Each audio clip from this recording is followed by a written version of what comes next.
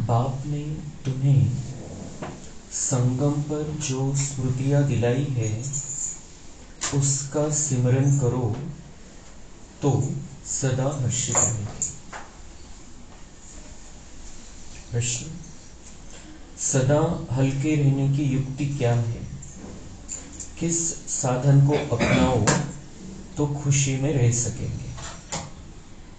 उत्तर: सदा हल्का रहने के लिए इस जन्म में जो जो पाप हुए हैं वह सब अविनाशी सर्जन के आगे रखो। बाकी जन्म जन्मांतर के पाप जो सिर पर है उसके लिए याद की यात्रा में रहो। याद से ही पाप कटेंगे, फिर खुशी रहेगी। बाप की याद से आत्मा सतोप्रधान बन जाएगी। ओम शांति। मीठे मीठे रूहानी बच्चों को रूहानी बाप समझाते हैं। तुमको स्मृति आई है कि हम आदि सनातन देवी देवता धर्म के थे। हम राज्य करते थे, हम बरोबर विश्व के मालिक थे। उस समय दूसरा कोई धर्म नहीं था। हमने ही सतयुग से लेकर जन्म लेके 84 का चक्र पूरा किया। सारे झाड़ की स्मृति आई है। हम देवता थे, फिर रावण राज्य में आ गए तो देवी देवता कहलाने लायक न रहे, इसलिए धर्म ही दूसरा समझ लिया। और किसका भी धर्म बदलता नहीं है। जैसे क्राइस्ट का क्रिश्चियन धर्म, बुद्ध का बौद्ध धर्म ही चला आता है। सबकी बुद्धि में है बुद्ध ने फलाने टाइम धर्म स्थापन किया। हिंदुओं को अपने धर्म का पता ही नहीं है कि हमारा हिंदू धर्म कब से शुरू हुआ, किसने बनाया। लाखों वर्ष कह देते। सारे सृष्टि चक्र का नॉलेज तुम बच्चों को है, तुम बच्चों को ही है। इसको कहते हैं ज्ञान विज्ञान। उन्होंने विज्ञान भवन नाम भल रखा है, परंतु बाप उसका अर्थ समझाते हैं। ज्ञान और योग, रचता और रचना के आदि मध्य अंत का ज्ञान। अभी तुम समझते हो कि हम भी नहीं जानते थे, नास्तिक थे। सतयुग में तो यह ज्ञान हो नहीं सकता। अभी तुमको टीचर ने पढ़ाया है, पढ़कर तुमको राज्य भाग्य मिलता है, क्योंकि तुमको रहने के लिए नई सृष्टि चाहिए। इस पुरानी सृष्टि में तो पवित्र देवी देवताएं पैर रख न सके। बाप आकर तुम्हारे लिए पुरानी दुनिया का विनाश कर नई दुनिया स्थापन करते हैं। हमारे लिए विनाश जरूर होना है। कल्प कल्पांतर हम यह पार्ट बजाते हैं। बाबा पूछते हैं पहले कब मिले हो, तो कहते हैं बाबा हर कल्प मिलते हैं आपसे राज्य भाग्य लेने। कल्प पहले भी बेहद सुख का राज्य भाग्य मिला था। ये सब बातें जो स्मृति में आई है अब उनका सिमरन होना चाहिए, जिसको बाबा स्वदर्शन चक्र कहते हैं। हम पहले सतो प्रधान थे। यह भी तुम्हें स्मृति आई कि हर एक आत्मा को अपना अपना पार्ट मिला हुआ है। हम आत्मा छोटी अविनाशी है, उनमें पार्ट भी अविनाशी है जो चलता ही रहेगा। यह बनी बनाई बन रही, इसमें नई बात कोई ऐड व कट नहीं हो सकती है। कोई भी मोक्ष को पा नहीं सकते। कोई मुक्ति मांगते हैं, मुक्ति अलग है, मोक्ष अलग है। यह भी स्मृति में रखना है। स्मृति में होगा तो औरों को भी स्मृति दिलाएंगे। तुम्हारा धंधा ही यह है। बाप ने जो स्मृति में लाया है वह फिर औरों को भी स्मृति दिलाओ, तब ऊंच पद पा सकेंगे। ऊंच पद पाने के लिए बहुत मेहनत करनी है। मुख्य मेहनत है योग की। यह है याद की यात्रा, जो बाप के सिवाय और कोई सिखला नहीं सकते। अभी तुम मनुष्य से देवता बनने की पढ़ाई पढ़ते हो। तुम जानते हो कि हम फिर से नई दुनिया में जाएंगे। उसका नाम ही है अमर लोक। यह है मृत्यु लोक। यहाँ तो अचानक बैठे बैठे मौत आ जाता है, वहां मृत्यु का नाम निशान नहीं, क्योंकि आत्मा को तो वास्तव में काल खाता नहीं। कोई मिठाई की चीज थोड़ी है। ड्रामा अनुसार जब समय होता है तो आत्मा चली जाती है। जिस समय जिसको जाना होता है वह चला जाता है। काल कोई पकड़ता नहीं है। आत्मा एक शरीर छोड़ दूसरा लेती है। काल कुछ भी नहीं है। यह तो कथाएं बैठ बनाई है। वह है अमरलोक, वहां निरोगी काया रहती है। सतयुग में भारतवासियों की आयु भी बड़ी थी, योगी थे। योगी और भोगी का फर्क भी अब मालूम पड़ता है। तुम्हारी आयु वृद्धि को पा रही है। जितना तुम योग में रहेंगे उतना पाप भस्म होंगे और पद भी ऊंच मिलेगा। आयु भी बड़ी होगी। यथा राजा रानी आयु पूरी कर शरीर छोड़ते हैं, प्रजा का भी ऐसा होता है, परंतु पद का फर्क है।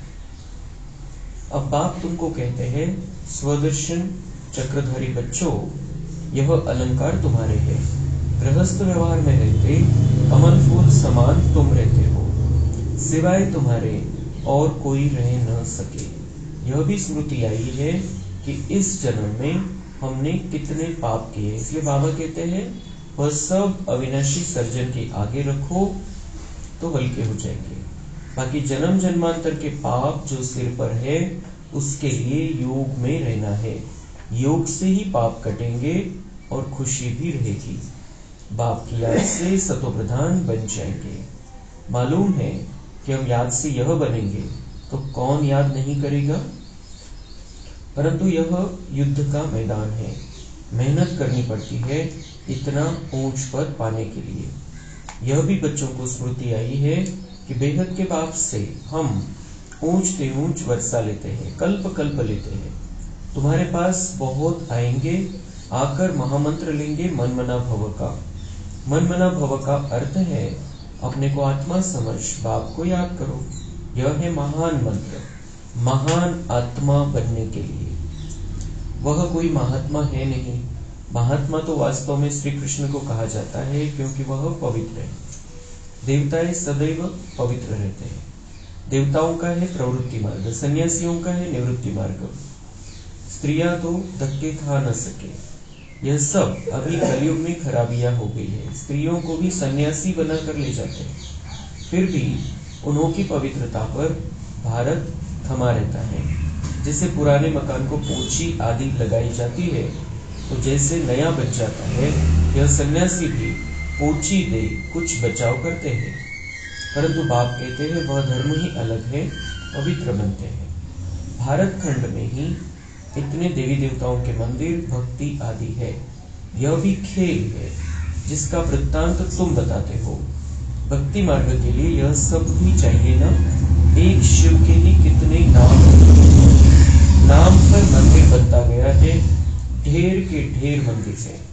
कितना खर्चा होता है, मिलता फिर भी आधा कल्प का सुख है। बस बहुत पैसे लगाते हैं, मूर्तियां टूट फूट जाती है। वहां तो मंदिर आदि की दरकार नहीं है।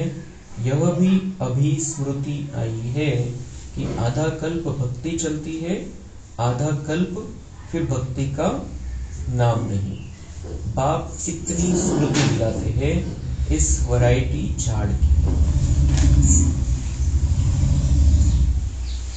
अभी तुम जानते हो यह तो विनाश की तैयारियां हो रही है। उन्हों की है साइंस, तुम्हारी है साइलेंस।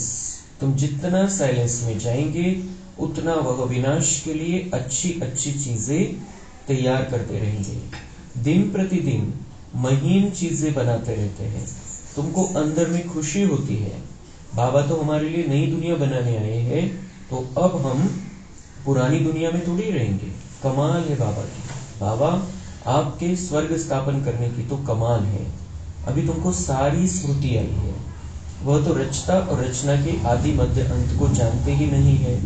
तुम जानते हो तुम कितनी रोशनी में हो, मनुष्य तो घोर अंधियारे में है। फर्क है ना। ज्ञान अंजन सदगुरु दिया, अज्ञान अंधेर विनाश। भक्ति वाले ज्ञान को नहीं जानते हैं। अभी तुम भक्ति को भी जानते हो तो ज्ञान को भी जानते हो। सारी स्मृति आई है। भक्ति कब शुरू होती है, फिर कब पूरी होती है, बाप कब ज्ञान देते हैं, पूरा कब होगा, सब स्मृति है। नंबरवार तो है ही। किसको बहुत स्मृति है, किसको कम। जिन्हों को बहुत स्मृति रहती है वह ऊंच पद पाएंगे। स्मृति रहे तब औरों को भी समझाए। वंडरफुल स्मृति है ना। पहले तुम्हारी बुद्धि में क्या था? भक्ति, जप, तप, तीर्थ करना, माथा टेकना, सारी टिप्पण ही घिस गई। भक्ति की स्मृति और ज्ञान में कितना फर्क है। तुम अभी भक्ति को जानते हो क्योंकि शुरू से भक्ति की है। जानते हो हमने पहले शिव की भक्ति की, फिर देवताओं की, और कोई को भी यह स्मृति नहीं है। तुमको रचना के आदि मध्य अंत भक्ति आदि की सब स्मृति है। आधा कल्प भक्ति करते करते गिरते ही आए हो। अभी तो दुख के पहाड़ गिरने हैं। तुम बच्चों को पुरुषार्थ करना है। यह गिरने से पहले हम याद की यात्रा से विकर्म विनाश करें। तुम पतित बनते हो तो पावन बनाने के लिए बाप तुम पर कितनी मेहनत करते हैं। इसलिए गायन है, कुर्बान जाओ वारी जाओ। किस पर? बाप पर। फिर बाप मिसाल बताते हैं, यह कुर्बान कैसे गया, फॉलो इस सैंपल को करो। यही फिर लक्ष्मी नारायण बनते हैं। अगर इतना ऊंच पद पाना है तो ऐसा कुर्बान जाना है। साहूकार कभी कुर्बान हो न सके, यहाँ तो स्वाहा करना पड़े। साहूकार को स्मृति जरूर आएगी। इतने सब पैसे क्या करेंगे? कोई लेगा ही नहीं क्योंकि सब खत्म हो जाने हैं। मैं भी लेकर क्या करूंगा? शरीर सहित सब कुछ खलास होना है। आप मुए, मर गई दुनिया। यह धन आदि कुछ भी नहीं रहेगा। बाकी गरुड़ पुराण आदि में तो रोचक बातें डाल दी है डराने के लिए। रचता रचना का राज भी तुम समझते हो। अब बाप कहते हैं, बच्चे मामेकम याद करो तो पाप कटे। एक दूसरे को यही सावधानी देते रहो। घूमने फिरने आपस में जाओ तो भी यह बातें करो। सारा झुंड तुम्हारा इस याद की अवस्था में चक्र लगाए तो तुम्हारे शांति का प्रभाव बहुत पड़ेगा। तुम्हारा है बेहद का संन्यास। पुरानी दुनिया अब गई की गई। यह कब्रिस्तान है, फिर परिस्तान होना है। वहां हीरे जवाहरों के महल बनेंगे। यह लक्ष्मी नारायण परिस्तान के मालिक थे ना, अब नहीं है। बाप कहते हैं, मैं कल्प के संगम युगे आता हूँ। यह सारा चक्र रिपीट होता ही रहता है। इस समय तुमको सब स्मृति आई है, जबकि बाप ने स्मृति दिलाई है। पहले कुछ भी बुद्धि में नहीं था। इस स्मृति के नशे में जब रहेंगे तो किसको उस खुशी से समझा भी सकेंगे। स्मृति में रहते हुए तुम्हें घर बार सांभाळणं आहे। खूप महत्वाच्या स्मृती, खूप महत्वाच्या आठवणी बाबांनी आपल्याला करून दिलेल्या आहे। जेव्हा आपण ज्ञानामध्ये आलो, सुरुवातीला आपल्याला या कोणत्याही गोष्टीची कल्पना नव्हती, कोणत्याही गोष्टी माहिती नव्हत्या की हे आपण कोण आहोत, आपण कुठून आलेलो आहे, आपल्याला कुठे परत जायचंय, आपण या पृथ्वीवरती कशासाठी जन्म घेत असतो, कसा हा प्रवास आपला होतो, जन्म मृत्यूचं चक्र कसं चालतं, आपण नेमकं कोण आहे, शरीर सोडून कोण जात असतं, शरीर इथंच राहून जातं, निघून कोण जात असतो, परमात्मा कोण आहे, त्याचं धाम कोणतं आहे, आपण कोणत्या प्रकारचे पार्ट बजावत आलेलो आहे, सृष्टीचं नाटक हे कशा प्रकारचं चालतं, कर्माचे सिद्धांत कसे आहे, सगळ्या धर्माचे जे वेगवेगळ्या शाखा निर्माण झालेल्या आहेत, इतके धर्म निर्माण झाले, तर हे हा सगळा काय प्रकार आहे, ईश्वर कोण आहे, हे आपल्याला काहीही माहिती नव्हतं। हे सगळ्या आठवणी बाबा आपल्याला करून देतो। जेव्हापासून आपण ज्ञानामध्ये यायला लागतो, आपल्याला या सगळ्या स्मृती बाबा देतो आणि स्मृतीनी समर्थी येत जाते। जितकी आपल्याला ही आठवण राहील, जितकी आपल्याला हे क्लिअर राहील बुद्धीमध्ये, जे बाबा समजवतोय, तितकी आपल्यामध्ये ताकद येते। हमारे अंदर शक्ति आती रहेगी। जिस तरीके से बाबा हमें समझाता है उस तरीके से हमें उसको अंदर धारण करना है। बाबा हमें हमारी स्मृती दिलाता है, हमारी याद दिलाता है। हा सगळा आपला प्रवास आहे। आपण कशा प्रकारे इथपर्यंत येऊन पोहोचलो हे लक्षात घेऊन, कुठून आलो होतो हे लक्षात घेऊन आपल्याला पुन्हा ती तयारी करायची आहे। तर हे जे आठवण करून देतो बाबा आपल्याला, तर ही बाबांची ट्रीटमेंटची पद्धत आहे। बाबा आपली ट्रीटमेंट करतोय की आपण विसरून गेलेलो स्वतःला, स्वतः आपण किती उच्च लेवलचे, आपण स्वतः देवी देवता होतो, हे सगळं आपण विसरून गेलेलो आहे। त्याची आठवण बाबा आपल्याला वारंवार करून देऊन आपल्या ते लक्षण आपल्यामध्ये आणतोय। तर हे जे ज्ञान आपण ऐकतो हे आपण स्वतःचा प्रवास म्हणून ऐकायचंय की मी असं होतो, मी आता कसं झालेलं आहे, मला आता पुन्हा कसं बनायचंय। या सगळ्या आठवणी स्मृतीमध्ये जितके आपण ठेवू तितका आपला पुरुषार्थ चांगला होईल। आपलं हे सुंदर जीवन जे संगम युगामध्ये आपल्याला प्राप्त झालेलं आहे ते दिवसेंदिवस सुंदर होत जाईल आणि सतयुगामध्ये आपण उच्च लेवल प्राप्त करू। म्हणून ही आपण पुन्हा एकदा या सगळ्या गोष्टींची रिव्हिजन करू, स्वतःला बघून स्वतःचं चित्र बघायचंय की मी इथपर्यंत आलेलो आहे। हे सगळं आपलं चित्र आपण बघायचंय। हे नाटक सांगितलं बाबांनी, ही सगळी कहाणी सांगितली, सगळं ज्ञान दिलं, पण हे आपण स्वतःसाठी त्याला कनेक्ट करायचंय की हा माझा प्रवास आहे आणि माझ्याविषयी बाबा सांगतोय आणि मला हे पुन्हा करायचंय। तर जसं ते रामायणामध्ये कहाणी सांगितलेली आहे की हनुमानाला विश्वास नव्हता स्वतःवरती की तो समुद्र पार करून जाऊ शकतो, काय करू शकतो। त्याला त्याच्या ताकदीवरती त्याला माहितीच नव्हतं त्याच्यामध्ये इतकी ताकद आहे। तर त्याला जेव्हा जामवंत त्याला त्याची ताकदीची आठवण करून देतो तेव्हा त्याच्यातल्या सगळ्या शक्ती जागृत होतात आणि पुढे आपल्याला माहिती आहे त्यांनी काय काय केलेलं दाखवलेलं आहे। तर तसंच आपण आपली शक्ती विसरून गेलेलो आहे, आपलं सत्य आपण विसरलेलो आहे। बाबा आपल्याला ती स्मृती करून देतं, ती आठवण करून देतं, ती जाणीव करून देतं आणि पुन्हा आपण शक्तिशाली बनून पुन्हा आपण ते देवत्व प्राप्त करू शकणार। आपण एक 10 मिनिटं आपला स्वतःचा प्रवास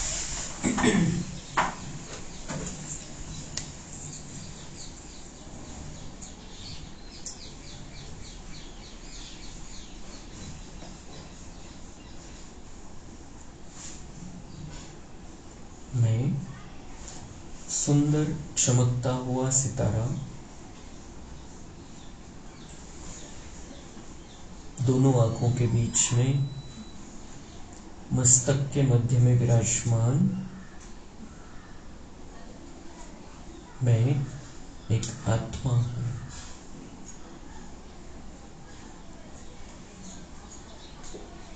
मैं इस शरीर को चलाने वाली चैतन्य शक्ति हूं। बाबा ने मुझे याद दिलाया है कि मैं शरीर नहीं हूं, शरीर तो नश्वर है। मैं आत्मा अजर अमर अविनाशी हूं। मैं आत्मा सुंदर चमकता हुआ सितारा, मुझसे रंग बिरंगी चमकदार किरणें निकल रही है। मुझे याद आया है कि मैं शरीर नहीं, मैं आत्मा हूं। मुझे अनुभव हो रहा है मैं आत्मा हूं, मैं इस शरीर से अलग हूं। इस शरीर की मैं मालिक हूं, कर्मेंद्रियों की मालिक हूं, अपने मन बुद्धि संस्कार की मैं मालिक हूं।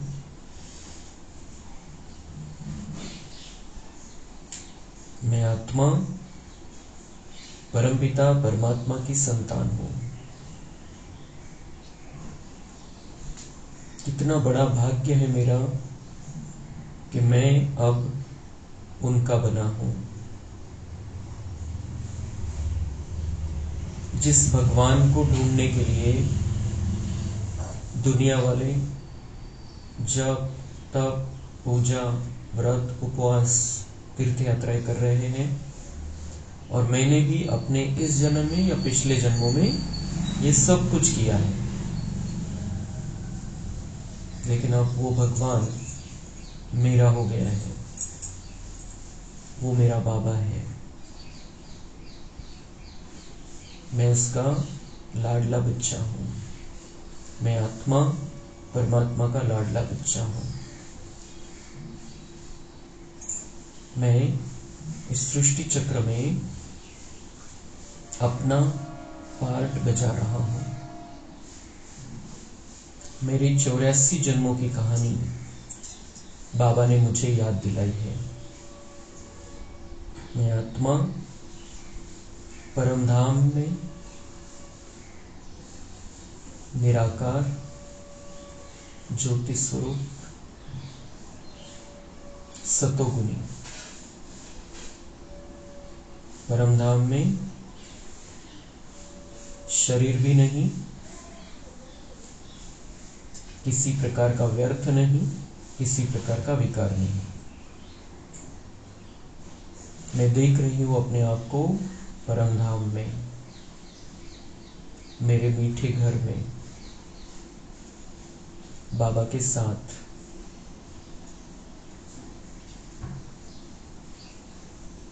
बाबा शांति का सागर है। मैं उसके नजदीक बैठी आत्मा शांत स्वरूप हूं।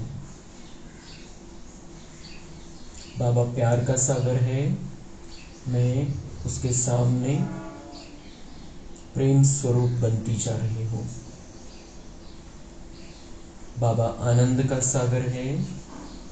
आनंद के सागर से आनंद की किरणें मुझ में समा रही है और मेरा सारा दुख, चिंताएं समाप्त हो रही है।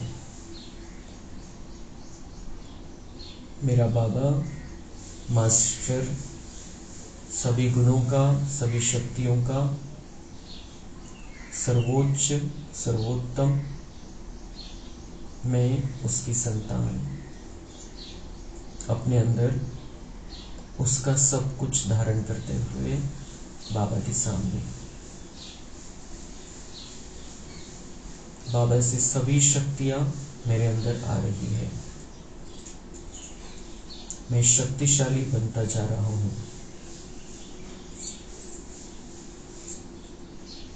मेरे अंदर की सारी कमजोरियां, व्यर्थ विकार समाप्त होते जा रहे हैं। मैं हिम्मतवान आत्मा बनती जा रही हूं।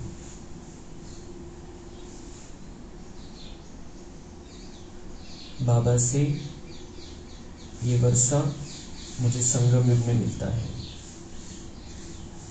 सुख, शांति, प्रेम, आनंद, ज्ञान, पवित्रता, शक्ति, इन सभी बातों से मैं आत्मा भरती जा रही हूं और इसी स्वरूप में मैं हर कल्प में सतयुग में पहुंचती हूं। मैं देख रहा हूं अपना देव स्वरूप सतयुग, मेरी राजधानी, मेरा राज्य, मेरा महल। मैं राज सिंहासन पर विराजमान हूं। बहुत सुंदर दुनिया।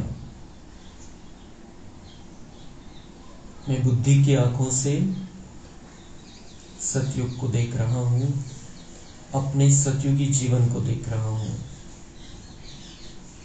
मैं यहां पर देवता रूप में हूं। मेरे मन बुद्धि में कोई विकार नहीं है। यहां पर किसी प्रकार का व्यर्थ नहीं चल रहा है। मैं संपूर्ण निर्विकारी, सर्वगुण संपन्न, 16 कला संपूर्ण, संपूर्ण अहिंसक स्थिति में यहां पर हूं।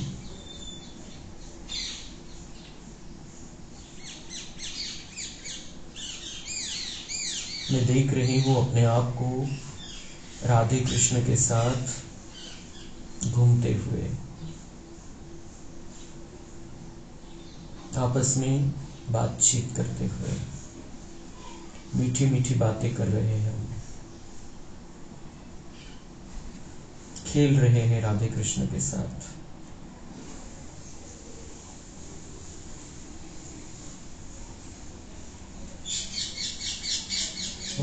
सुंदर दुनिया लक्ष्मी नारायण बनकर राधे कृष्ण गद्दी पर बैठते हैं, मैं उनके नजदीक वालों में हूँ, लक्ष्मी नारायण के नजदीक वालों में हूँ। बहुत सुंदर यहाँ के पशु पंछी, वातावरण अति सुंदर। मेरा बहुत बड़ा महल है यहाँ पर। मेरे महल के सामने अलग अलग टाइप के पुष्पक विमान हैं। जहाँ भी जाना चाहूँ संकल्प किया और पहुँच जाता हूँ।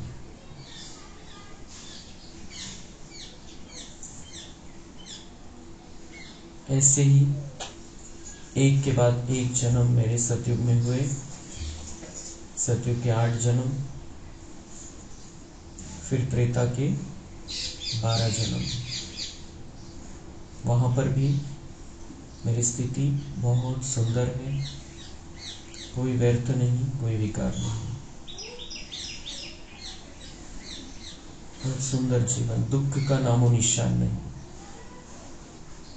बाबा ने मुझे स्मृति दिलाई है कि मैं ही देवता था, मेरे अंदर ही देवत्व था। सर्वप्रथम इस सृष्टि पर आदि सनातन देवी देवता धर्म था और मैं इसी धर्म की धारणा में 2500 वर्ष रही हूँ। मैं ही देवी देवता थी। इसके बाद द्वापर में रावण का प्रवेश हुआ, मुझे देह भान आ गया। मैं अपने आप को आत्मा समझने के बदले शरीर समझने लगा और उससे फिर शरीर का आकर्षण, काम विकार, उससे क्रोध, लोभ, मोह, अहंकार ने जन्म लिया और मेरे दुख के दिन शुरू हुए। शुरुआत में थोड़ा थोड़ा दुख था, बढ़ता गया और कलयुग के अंत में बहुत ज्यादा दुख हो गया। द्वापर में मैंने शिव की भक्ति स्टार्ट की। शिव की भक्ति स्टार्ट करने वालों में मैं मुख्य आत्मा थी। राजा विक्रमादित्य ने, ब्रह्मा बाबा ने अपने 21वें जन्म में सोमनाथ का मंदिर बनाया, उसमें मेरा सहयोग था। मैंने शिव को याद किया है, शिव की भक्ति की है द्वापर में और बहुत काल तक आगे भी। बाद में फिर मैंने भी देवी देवताओं की, अपने देवता स्वरूप की पूजा स्टार्ट की और बाकी जो द्वापर के बाद आई हुई आत्माएं हैं, मुझे देखकर उन्होंने भी देवी देवताओं की भक्ति स्टार्ट की। बाबा ने मुझे याद दिलाया है कि ये तुम्हारी पूजा है, तुम्हारे अंदर देवत्व था, तुम्हारे अंदर दिव्य गुणों से भरपूरता थी और उसी का यादगार भक्ति मार्ग में तुम्हारी पूजा।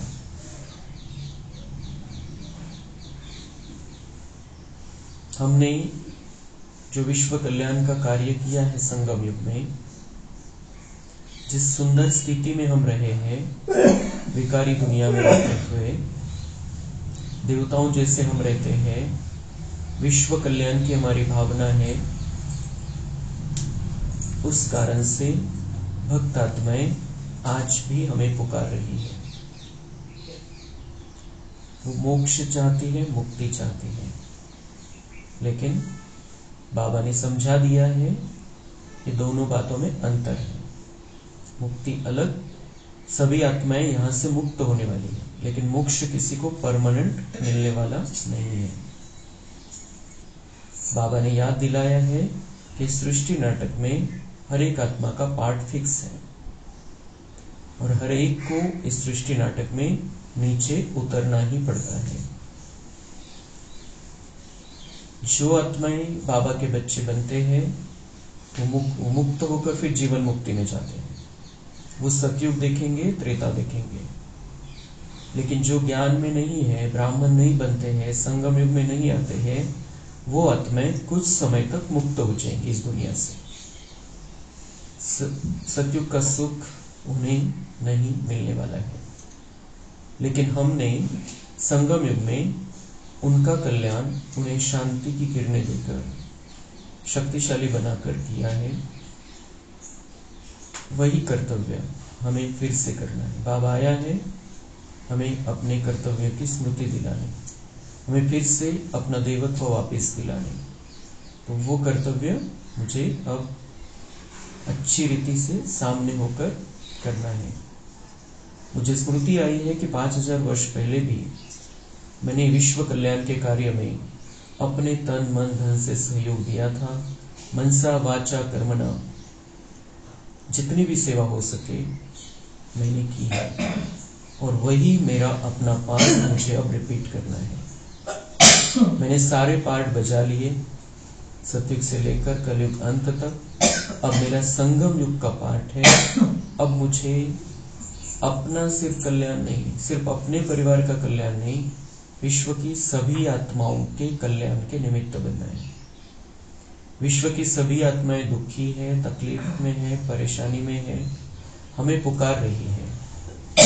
वो जानते नहीं हम ही वो है जिनको वो पुकार रहे, लेकिन हम जानते हैं कि हम ही वो है जिन्हें वो बुला रहे हैं उनको छुड़ाने के लिए। तो हमें कुछ सामने होकर, कुछ प्रत्यक्ष रूप से, कुछ गुप्त रूप से उनको सहयोग देना है, उनकी मदद करनी है, उन्हें शक्ति देनी है, सहयोग देना है, शांति देनी है। मेरा बहुत ऊंचा पार्ट बाबा ने मुझे याद दिलाया है। अब मैं बाबा का सर्वश्रेष्ठ ब्राह्मण बच्चा बना हूं, तो अब मुझे इस ब्राह्मण जीवन को रोज के रोज बहुत अच्छी रीति से आगे बढ़ाते जाना है। इसमें रोज कुछ न कुछ नया करना है। ज्ञान के आधार से बाबा जो हमें समझाते हैं उस पर हमें चलना है, प्रैक्टिकल में कुछ नया करना है। ब्राह्मण जीवन सर्वश्रेष्ठ जीवन है। यहाँ पर रहते हुए, बाबा की याद में रहते हुए हम अपने जन्म जन्मांतर के पाप भस्म कर सकते हैं। हल्का रहना है इस जन्म के पाप बाबा को बताकर। बाबा अविनाशी सर्जन है, उससे कुछ भी छिपाना नहीं है। इस जन्म में जो कुछ भी किया है बाबा को सच सच बता देना है और अपने आप को बोझ मुक्त कर देना है, हल्का कर देना है। और बाकी जो पिछले पाप हमें पता नहीं है उनको खत्म करने के लिए, भस्म करने के लिए याद में रहना है। चलते फिरते उठते बैठते बाबा की याद में रहना है, तपस्या करनी है और अपने पापों को जलाकर खाक कर देना है योग अग्नि से। अब मुझे फरिश्ता बनना है। ब्राह्मण जीवन फरिश्ता बनने के लिए है, फरिश्ता स्थिति में रहना है। हर किसी को ये महसूस होना चाहिए कि मैं यहाँ हूँ भी, लेकिन कहीं दूसरी तरफ से आया हूँ, दूसरी दुनिया से, दूसरे लोक से आया हूँ। अलौकिकता होनी चाहिए। जैसे दुनिया वाले कलयुगी मनुष्य जैसा सोचते हैं, बोलते हैं, करते हैं, वैसा मुझे कुछ भी नहीं करना है। मैं फरिश्ता हूँ और मेरा जीवन अभी ऊंचा जीवन होना चाहिए, स्पेशल जीवन होना चाहिए। भगवान मेरे लिए आया है इस धरती पर, रोज मुझे पढ़ाता है, रोज तैयार है मुझे पढ़ाने के लिए, मेरे बारे में इतनी सुंदर जानकारी देता है, मेरे अंदर शक्तियां भरता है और मुझे तैयार कर रहा है देवता बनने के लिए। जितना मैं शांति में रहूंगा, जितना मेरे अंदर साइलेंस की पावर, शांति की शक्ति आती जाएगी, हम बच्चों के अंदर शांति की शक्ति आती जाएगी, विज्ञान वाले और ही साधन बनाते जाएंगे जिससे इस दुनिया का जल्दी से जल्दी महापरिवर्तन हो जाएगा। हमें स्थापना के कार्य में बाबा को सहयोग देना है। विनाश वाले विनाश की तैयारियां कर रहे हैं। बाबा ने याद दिलाया है कि हर कल्प में आता हूं तुम्हारे लिए स्वर्ग स्थापन करने, और तुम्हारे लिए इस दुनिया का विनाश हो जाता है, क्योंकि तुम इतने पवित्र, इतने अच्छे बन जाते हो कि मैं तुम्हें यहां नहीं रख सकता हूं ऐसी दुनिया में। इसलिए ड्रामा अनुसार और मेरे कर्तव्य के अनुसार इस दुनिया का विनाश हो जाता है, और मेरे लिए, हमारे लिए, हम बच्चों के लिए नई दुनिया आ जाती है। तो भगवान इतनी सारी सुंदर स्मृतियां दिलाकर मुझे तैयार कर रहा है, मेरा मार्गदर्शन करता है, मेरे अंदर शक्ति भरता है। तो ये यादें मुझे दिन भर अपनी बुद्धि में चलानी है। बाकी कोई याद न आए, कुछ भी बातें याद न आए, जो भी कुछ याद आए कुछ कर्म के निमित्त, कर्तव्य के निमित्त, उसे निमित्त मात्र, ज्यादा समय उसमें नहीं रहना है। और बाकी सारा दिन कुछ भी कर रहे हैं, कुछ भी करते हुए अपना ये सफर याद रखना है।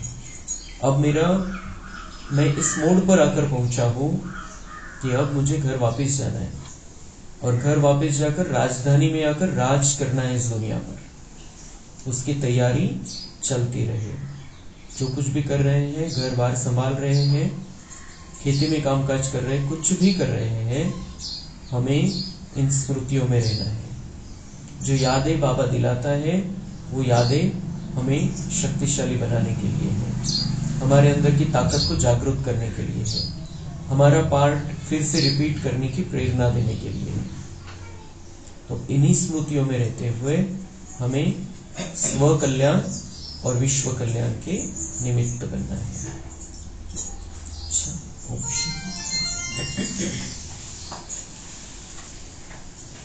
अच्छा,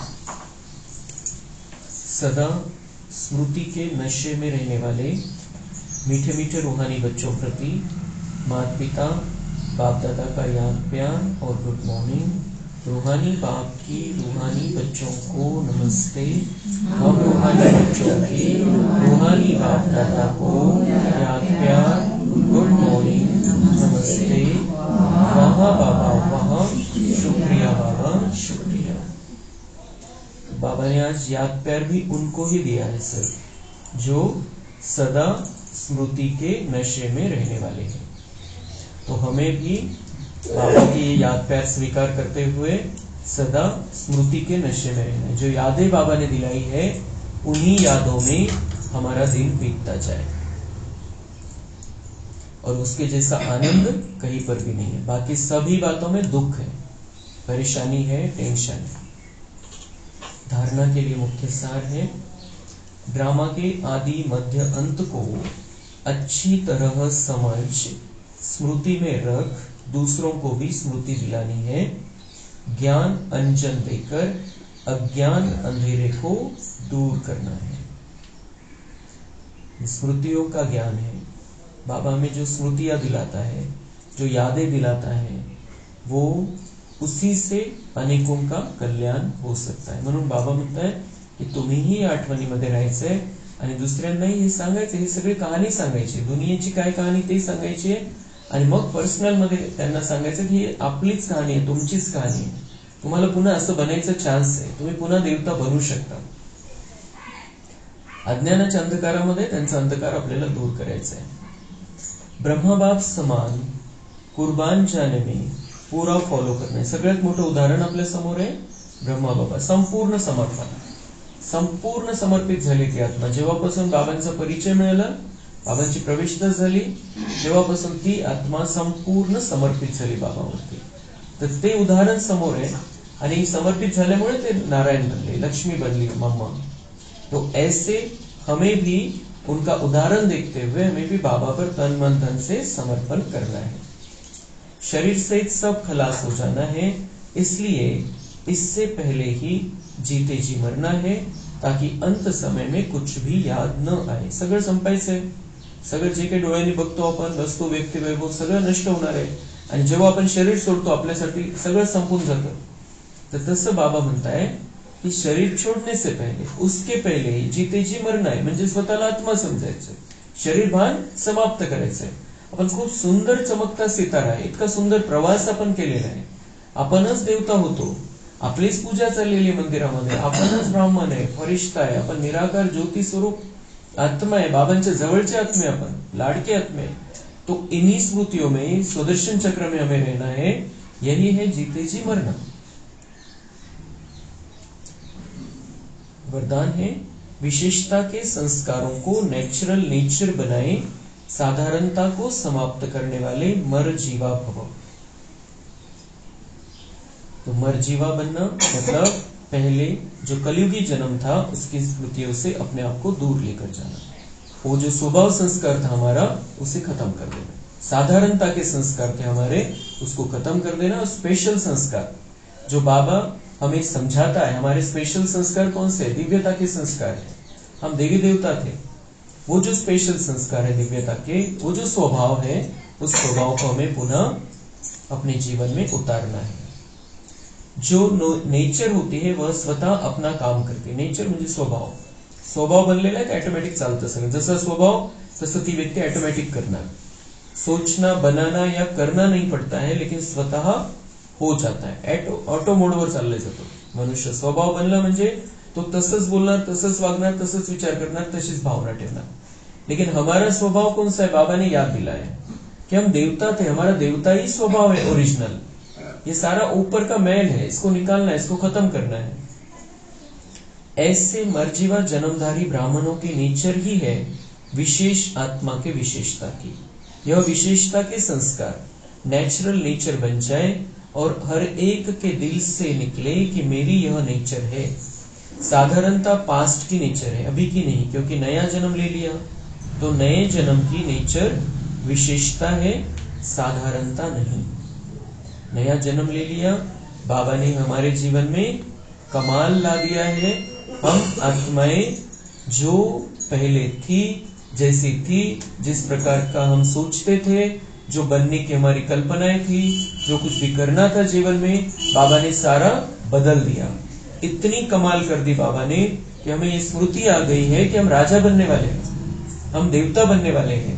और खुशियां, ये सारी खुशियां बाबा ने दी है हमको कि हम ही वो थे जिनके आज भक्त लोग इतनी पूजाएं कर हमारे नाम के व्रत रखते हैं, उपवास करते हैं. हम वो आत्माएं हैं. तो ये याद दिलाया बाबा ने और उस जीवन की ओर हमें लेकर जा रहा है. इससे बड़ा कमाल दुनिया में कोई भी कभी भी नहीं कर सकता है. तो हमारा जीवन अभी साधारण नहीं होना चाहिए, विशेष जीवन होना चाहिए. हमारा सब कुछ स्पेशल होना चाहिए. दुनिया वाले जैसा है, जैसा करते हैं, जैसा बोलते हैं, जैसी भावनाएं रखते हैं, वैसे हमें नहीं रहना आहे. ते साधारण कोणी राहून जाईल. समजा कोणी काही चांगलं समजवतं कोणाला, तर त्यानुसार तो तेवढ्यापुरतं तेवढं परिवर्तन होऊन जातो. पण बाबा आपल्याला मुळापासून परिवर्तन करायला आलेला आहे. आपल्याला असं परिवर्तन करून टाकतो तो की आपण जन्म जन्मांतर संपूर्ण सुखामध्ये राहणार आहे. अपन देवत्व प्राप्त करना है, अपन यह दुनियावरती राज्य करना है. ये बहुत बड़ी कमाल है बाबा की. और इतना सारी हमारे लिए वो मेहनत कर रहा है. उसे कुछ नहीं चाहिए, कुछ नहीं चाहिए, थोड़ा सा भी कुछ उसमें इसका स्वार्थ, उसका कोई स्वार्थ नहीं है. वो सब कुछ जो कर रहा है, जो 100 वर्ष रखे हैं उसने, 100 वर्ष का एक एक सेकंड उसने हमारे लिए रखा है, एक एक सेकंड. तो हम बच्चों के लिए वो इतनी मेहनत कर रहा है, प्राप्ति हमें ही होने वाली है, उसको कुछ भी प्राप्ति नहीं है. तो ये ध्यान में रखते हुए, बाबा की कमाल को ध्यान में रखते हुए, हमें इस संगम युगी ब्राह्मण जीवन को और ऊंचे से ऊंचा बनाते चलना है. स्लोगन है, रॉयल वह है जो सदा ज्ञान रत्नों से खेलते, पत्थरों से नहीं. इतने सारे ज्ञान रत्न दिए हैं बाबा ने, अब उसी से खेलना है, वही हमारा जीवन होना चाहिए. पत्थर दुनिया वालों के पास है, दुनिया वालों की बातें, वो सब जो बातें, व्यर्थ की बातें, विकारों की बातें, यह है पत्थरों से खेलना. और जो रॉयल है, जिसे रॉयल्टी प्राप्त करनी है, जिसे राजाई नशे में रहना है, जिसे सचमुच में राजाई प्राप्त करनी है, वो सदा संगम युग में ज्ञान रत्नों से ही खेलेंगे. चाहे कुछ भी कर रहे हैं, लौकिक या अलौकिक, कुछ भी कर रहे हैं, ज्ञान रत्न स्मृति में रहने चाहिए और उसके आनंद में रहना है. अच्छा, ओम शांति।